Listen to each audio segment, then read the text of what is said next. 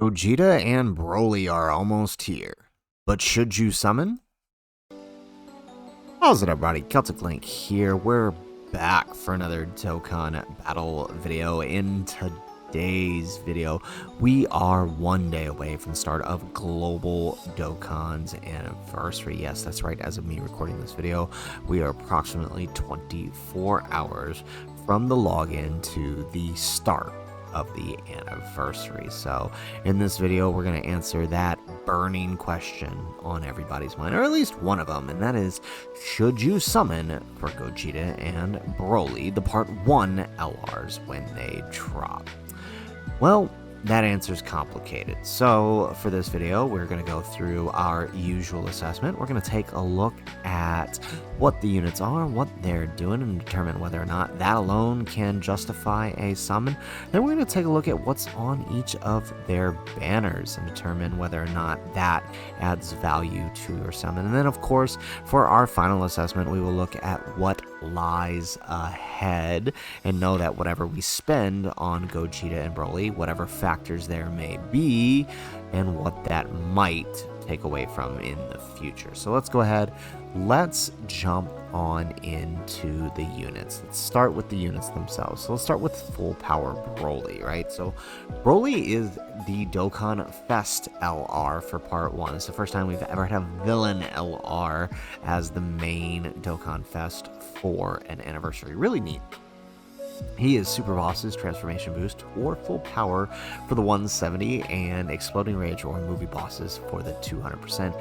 Covers quite a wide swath of extreme class characters and even a few super class ones, right? So he's got a pretty decent leader skill, all things considered.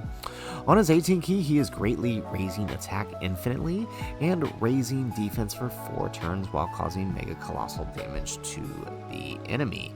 On his 12 key, he is raising attack and raising defense for 1 turn while causing colossal damage. So he is an attack stacker, and all that build you do here in his base is going to play into how well he performs in his transformed state. But let's talk about what he's doing in base first. So, in base, he has an entrance animation that can be activated once only upon entry. It gets key 5 and defense 100% and launches an additional super attack for 4 turns from his entry turn. He also has attack and defense 150% and guards all attacks. He has an additional key 1 per key sphere obtained, plus an additional attack 50% when performing a super attack. He has an additional 50%. It is an ultra super attack, and an additional key 2 and launches an additional super attack as the first or second attacker in the turn. He also has an additional key 6 and launches an additional super attack that has a 50% chance of launching another additional super attack as the third attacker in turn. So really, no matter where you put him, he's going to be launching the additionals. Although, again, understand that putting him in third slot means he's losing. Well, he's not losing, but he's going to be less likely to pull off more stacks before he transforms.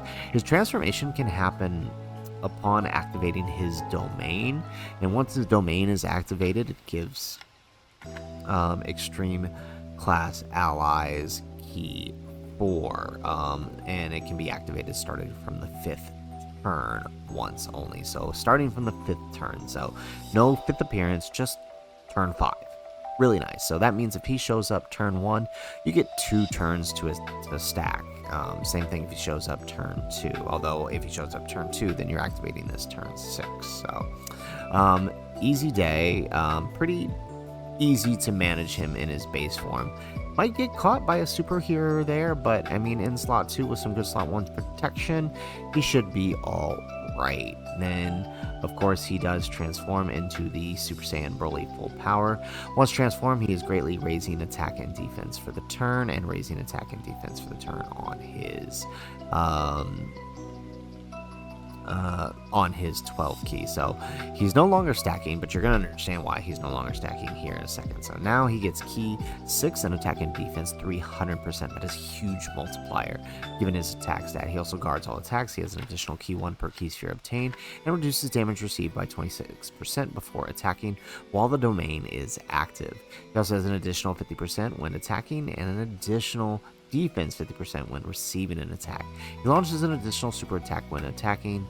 and has a chance of performing a critical hit 26% when performing a super attack. He also launches an additional super attack that has a chance of performing critical hit 26% when performing an ultra super attack, and launches an additional super attack when ki is 24. So basically, prioritize 24 ki.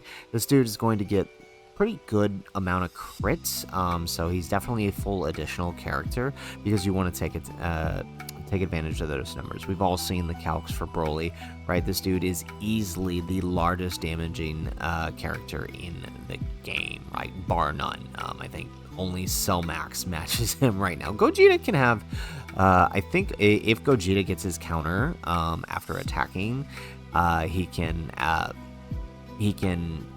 be higher, but I mean that's situational. On average, Broly's going to be hitting much higher numbers. He's a great powerful unit, so very nice. Now, when his domain is active, it also gives extreme class allies attack and defense 10% and an additional 10% for characters who are also on Exploding Rage movie bosses category, and increases the damage received by superclass allies and enemies, right? So he's going to be dealing more damage when you're fighting these superclass enemies in the new stages that we get during the 9th anniversary. So really great unit. Adding on to that, right, the second LR, Gogeta. Gogeta is Movie Heroes 200%. He is a Carnival LR, and that means he is on a Carnival banner. So just be aware that what you're summoning on with him, and we'll go over who's on that banner here in a second. So opposite Broly, this dude is raising his defense infinitely when in base and greatly raising his attack for the turn. Now, on his 12 ki, unfortunately, he does not continue raising that defense, right? It's only for the turn on that. So he only stacks in his 18 ki. His passive gives him ki 2 and attack and defense 154%. He has effective against all types and additional attack defense 100% when performing super attack. He has guard for 3 turns from his entry turn, and ki 1 per type ki sphere obtained, and ki 2 per rainbow ki sphere obtained. He randomly changes ki types, fizz excluded, to rainbow ki spheres. He launches an additional attack that has a great chance of becoming a super attack, and launches an additional attack with rainbow ki spheres. So you want to prioritize getting rainbow ki spheres so you can get that build more, right? He's a slot 2, slot 3 unit until he transforms. His start of turn defense isn't that great until he transforms. Now, once he starts building in base, right, you can start to see like his numbers jump up quickly by his second appearance to over the million. So easily can tank most normals, right? Few supers might catch him, but as you can see, right, by the time that that's an issue, you're going to be able to transform into his Super Saiyan God, Super Saiyan form, Super Saiyan Blue. Here, he's now massively raising attack for the turn, so this is where he gets really powerful offense-wise. He's massively raising attack for 4 turns and greatly raising attack and defense for 1 turn. Once transformed, he recovers 54% HP for 4 turns from his entry turn. He also gets ki 3 and attack and defense 200%. He's effective against all types, and has an additional attack and defense 100% when performing super attack. He gets ki 2 per rainbow ki sphere obtained, and randomly changes ki spheres fizz excluded to rainbow ki. He launches an additional super attack when attacking, and launches another additional super attack with the rainbow ki sphere obtained. He has a great chance of evading enemy's attack, that's 70%, and transforming a critical hit 20% with each attack evaded. He has a great chance of nullifying the enemy's ki blast supers and countering with tremendous power. So in order to transform, he simply needs to be on the 4th turn. So very easy transformation condition. Now, he massively raises attack temporarily on his active skill, and his active skill introduces the new attack attraction effect, where he can basically direct all attacks at him, and while he's doing that, he has guaranteed dodge for that turn. So really helpful. Gives you sort of a free protection for your turn. It's an incredibly powerful skill to have. To add on to that, right, if any of those are a ki blast super, good chance he's going to counter it and hit back even harder, right? He can match Broly, right? Not fully, but close enough, especially if he gets that counter, as I said a minute ago. So really good. So I would say all in all, looking at the units themselves, they are a definite must summon, right? They are good units. They are great units. They are phenomenal units, right? If you look ahead to JP, where they are on Tanabata, right? We all know these guys are good in the 9th anniversary content, but Gogeta, that 4th turn automatic transformation is really helpful for stalling to get to UI's transformation.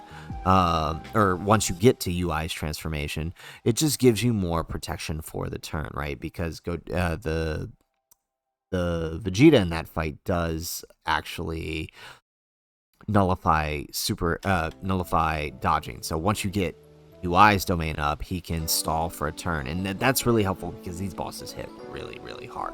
Broly, on the other hand, he doesn't need that, right? He just goes ham, especially on a team with like Cell Max or something, and just doesn't let the enemy attack. So, I mean, they're both incredibly powerful units. So I would say it's definitely one in the category for the units themselves. So then that begs the question, what about the banners? So if we take a look here, let's start with Gogeta's banner, right? So Gogeta's banner has Gogeta, the return of the Sword of Hope Trunks, the return of Int Kid Gohan, Metal Cooler, and then Broly Trio, God Goku, and Triku, right? Those are really the ones we're concerned about. These guys are getting a sub EZA, and Krillin's just kind of there, but all in all, it's a great value banner. Sword of Hope Trunks in longer events still has great use, especially if you can get him built up and get into that standby. Broly Trio, an amazing EZA. STR UI Goku, I give him a lot of crap, but he is decent. And then, I mean, of course, Triku is here, right? So there's a lot of value to this banner, especially if you're someone who missed out on Worldwide last year, or somebody who doesn't have Broly Trio or UI Goku. There's incredible value to this banner.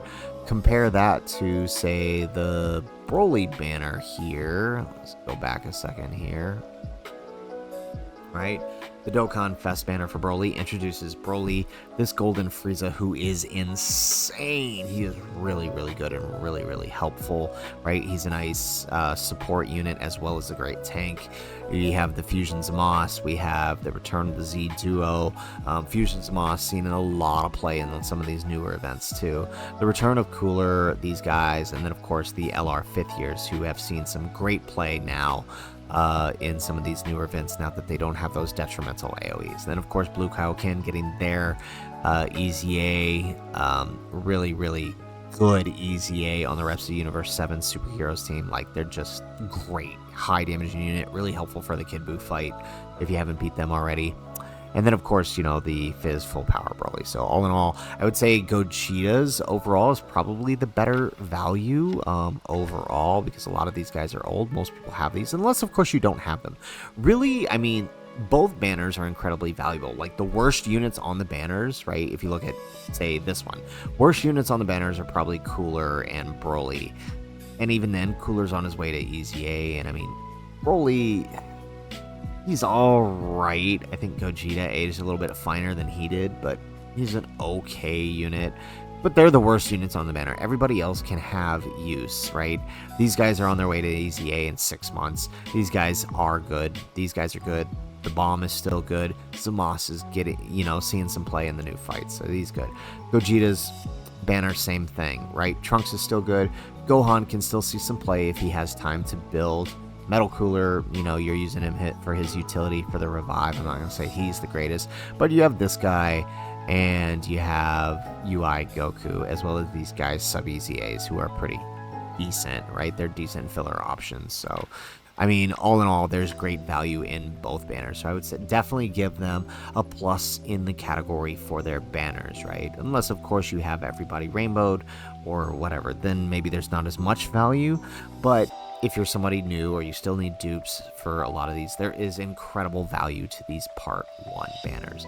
So that's one in the category for the units. That's another in the category for both banners. So then that begs the question, well, what about what comes next? And I think that's the thing that everybody's concerned about. Well, of course, the first thing that comes next that we're going to have to deal with is Part 2 of the Anniversary. Part 2 of the Anniversary will bring back will introduce Beast Gohan and bring back all of these guys. And then the Gamma LRs, and then all of these guys. The return of Bulma, Kai Goku, Future Gohan. Incredible value on part 2 as well. So know that what you're summoning for in part 1 will affect what you do in part 2. So that's why my recommendation earlier in one of my other videos was maybe be a bit conservative, but I don't think that means you shouldn't summon, right? Beast Gohan is one of the most powerful units in the game, and still is even on JP right now where they're at. So, I mean, incredibly powerful. So just know that summoning on Broly or Gogeta does mean you're giving up stones on possibly this guy. The Gamma's less so, although they are still really, really fun and really powerful to use. Okay, but that's the anniversary, right? What about beyond the anniversary? Well, at first we know we do have this Dokkan Fest coming up. I know nobody cares about it. This is likely the August Dokkan Fest. And then, of course, somewhere in there, we are going to be slotting Cell Max and then the worldwide banners at the end of August. So Max could go anywhere. Of course, we have the new Tech UI Goku in his banner, which is likely to be November, so that's a ways off. I'm not too concerned about this in this video. So know that you could possibly be giving up summons here. I mean, Cell Max's banner honestly isn't that bad, right? These guys are pretty good. He's good. Ader's still good on a DB Saga team, and Cell Max himself is phenomenal. So just know that beyond the anniversary, that's what you're looking at. And then, of course, you know, we have whatever the worldwide brings. The banners are going to look something like this. But all in all, knowing that even that is coming, because the anniversary is giving over 1,000 stones, I still don't think that you know, really negates the banner. So even with what lies ahead, I still would give it a good summon, especially if you've been following my guides and you found yourself over 1,500 stones by this point. Know that the anniversary is going to give you another 1,000, so in total you could be coming through this anniversary with 2,500 stones. So know that spending a couple of stones here isn't the worst thing in the world. So honestly, both banners get my full pass. I can't really recommend not summoning, especially with the new revelation we have from the latest Dokkan Now. I went over this in a previous video, but now we have guaranteed featured steps. Every 255 stones, you get a free guaranteed SSR multi. You will be getting something off of this banner guaranteed. Huge plus for us global players, right? So maybe do yourself a round or two, right, on the banners here, right? Even if you did 2 rounds, it's about 500 stones.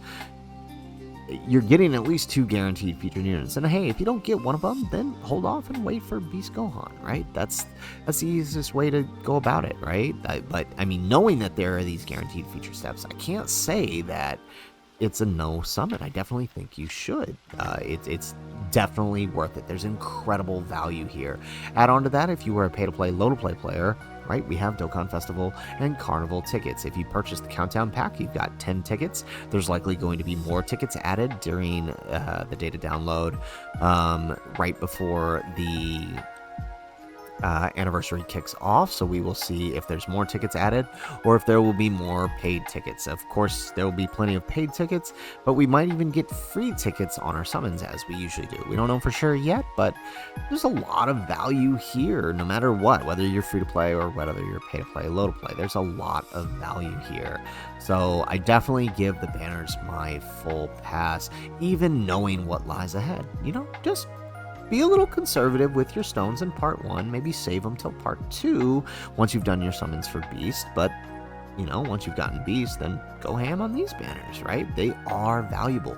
Gogeta's not returning for a while. We don't know when he could return. Broly's not coming back till Christmas. So, you know, enjoy these units now while you can. So, guys, that is it for my video. That is my recommendation on whether or not you should summon on the part 1 for the anniversary banners.